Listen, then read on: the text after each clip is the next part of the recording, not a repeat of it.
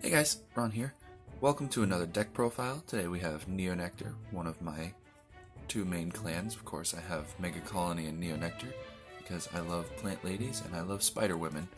Because who doesn't love a good old spider woman? Sorry that I haven't really had the time to make or upload any other videos. I just kind of started a job recently and that kind of took over, and yeah, sorry about that. But I recently just got the rest of the cards to finish getting this whole deck set up, so I am now ready to do a deck profile on it, and let's go ahead, English is hard, go ahead and begin with the G-Zone. So, like any normal Nectar player, for Antero, this bad boy is an enormous G-Guard. He's a 15k shield on standalone, then you use his skill of Soul Blasting when he's on the Guardian Circle. If you have 4 or more or 1 or less rear guard, he gets plus 15,000 shield. On top of that, he gets plus 5,000 shield. So he gets plus 20,000 shield, making him a 35,000 shield, which would bump you up to a 48,000 guard. So we run 4 of him. We're running 1 Rain Breath Dragon, because it is A 20k shield, and B, a way to call units during my turn. So I have 2 G-Guards in my hand, but I have 2 rear guards, and this boy can't intercept or whatever, or they're both in my back row. I call him, he can call a plant token creator, which will then possibly be an interceptor for later, or whatever, and yeah, he just fills up the field, and then I can guard bigger attacks. Running 1 Megaloma, of course I got that sweet SGR, because big shiny, I love it to death. It never gets used in this deck. I have used it once, and that was in the Mega Colony matchup, because sometimes you get locked out of the game in the Mega Colony matchup, and it is just a long, grueling game. Sorry. Running 1 Air Element Seabreeze. This is just for if for some reason I'm playing the grade 2 game, and this has happened against Dark Irregulars before, and sometimes Riviere. I'm just playing the grade 2 game, and my opponent chooses not to ride up, or I don't have the proper cards in hand to play a good grade 2 game. I'll do that, and that will help me, because grade 3 X skills can happen before I stride with that. Running 1 Inverno because, well, A, she's pretty, B, I have an SGR, and C, she's good for the Mega Colony matchup, which I don't think I'll see that much of. Running 2 Velhamina, also for the Mega Colony matchup. Those added crits to my front row really do help. Sometimes this will actually win you games when you can't superior call. 2 Virginal Cecilia, because they are full art, hot stamped, and cute. Never have I ever used them. They are flip fodder for the true queen, Katrina. She is the boss monster of this deck. Yes, I have 2 and 2 hot stamp and not hot stamp. And she just basically says, I'm stronger than my opponent. So that's the G-Zone. Sorry about my throat. I just kind of woke up and, yeah, not feeling too sprightly today. So for our plant tokens, we are running 5 of the super cute 10k plant tokens, and then I want to be running 5 of him, but I only had 2, so I'm running 2 back row, front row, behind Vanguard. I am mildly OCD, don't judge me please. That's why I can't do them with the 10k plant tokens. We only have 2 different versions of the plant tokens. For force markers, it's just force markers. There's nothing super special other than this thing. I like it.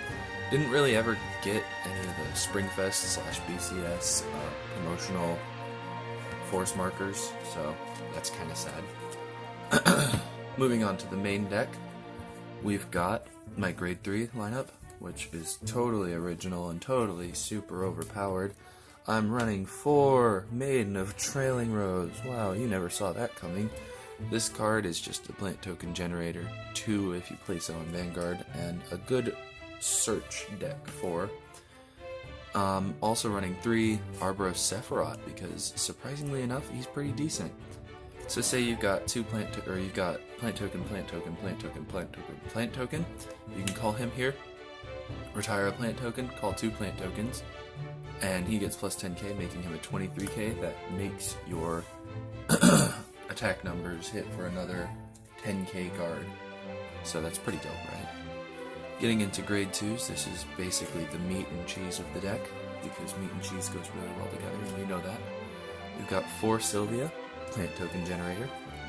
We've got 4 Kaivant, because honestly, Kaivant plus a plant token makes a 50k column, and I think that's stupid. 2 Irminsul, because Irminsul's draw capabilities are nutty, especially in the early game. 2 of Arbros Dragon Timber, which is surprising because I don't see everyone running this card. It's another Sylvia, but if you put it on your Vanguard circle, you can get a 10k plant token. Not always worth it, by the way. Sometimes going Sylvia on Vanguard and then Arbros on Rearguard and then getting 2 plant tokens is worth it. More than the 10k. Then we've got 2 Gladiolus. Very simple stuff. Gladiolus searches your deck for another unit to call for the cost of a counterblast. Getting into the grade 1s, we have 4 Mirka, because she is also another plant token creator for a cost of a Soul Blast. She is a dangerous plant token creator because of that, but she's the only one that can do it on on Vanguard Circle for grade 1s. Running 3 Lilga. This is mostly for the Kagero matchup, but honestly the deck needs to get a little more, or a little less brain dead, if you will. And so Lilga helps that because this is a tutorable PG, which will help you kind of look at your opponent and go like, yeah, I can survive your next turn. Especially directed towards Kagero, because they can retire your rear guards if you call this and then just add them to hand. Then they'll know that they can't kill you next turn, but you can't kill them this turn because they've got a G-guard or whatever. Running 3 Padmini because I am a safe boy and I like to have my stride fodder, you know? I messed around with Fruits Basket instead, and honestly I prefer Padmini.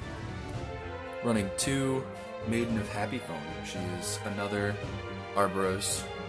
Yeah, basically I'm going to say she's another Arbros because she too only has on the rearguard circle skill on place of calling plant tokens. Trigger lineup, pretty simple, you know. 4 heal, crits, crits, crits. You know, trigger lineup. And then for the starter we run Little Arboros Dragon Ratoon because he's so freaking cute. So this deck is a very, very simple, very easy to play deck. I think the hardest part of this deck is knowing when to do what, and that's not very hard. If your opponent didn't take a crap ton of damage early, and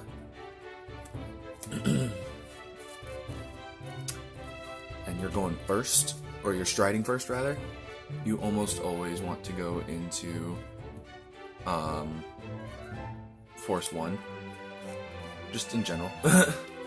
It hurts so much more to get multi-attack on Force 1 than to have Force 2.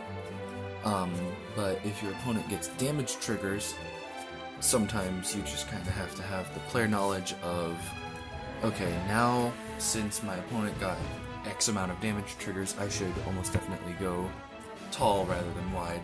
Wide being, I want more attacks, so I'm going to call it Gladiolus, which is a 24k.